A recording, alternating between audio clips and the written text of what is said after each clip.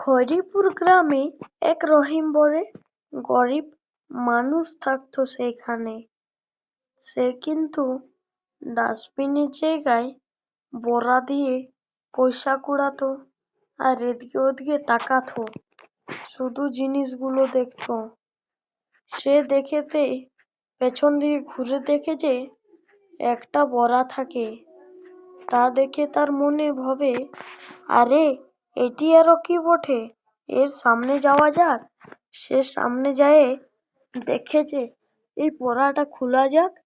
তাই সে বড়া খুলতে লাগে তো দেখতে পায় যে সেটা তো অনেক পয়সা।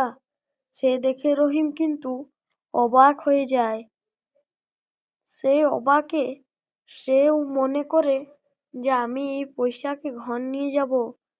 তাই করে সেই দিন পার করে নিজের ব্যাগকে নিয়ে দৌড়ে দৌড়ে ঘর যেতে লাগে। সে ঘর যাওয়ার পর কিন্তু জল খেয়ে পয়সা গুনতে লাগে।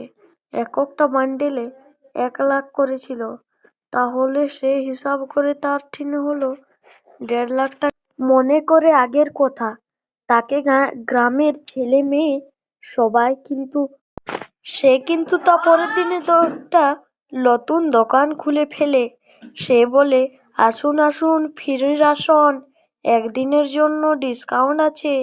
সেই করে অনেক লোক চলে আসে। সবাই গল্প করে যে, আরে ওই ভিখারি মানুষটাই বটে তো। তখন সবাই এক জায়গায় জড়ো হয়ে বুড়ি বলে যে, আরে তুমি ওই রহিম ভিখারি তো। আরে মালকিন, আমাকে আর ভিখারি বলবে না, আমি এখন অনেক বড় লোক হয়ে গেছি। তা শুনে কিন্তু গাঁয়ের লোকের হাতাশ উড়ে যায়।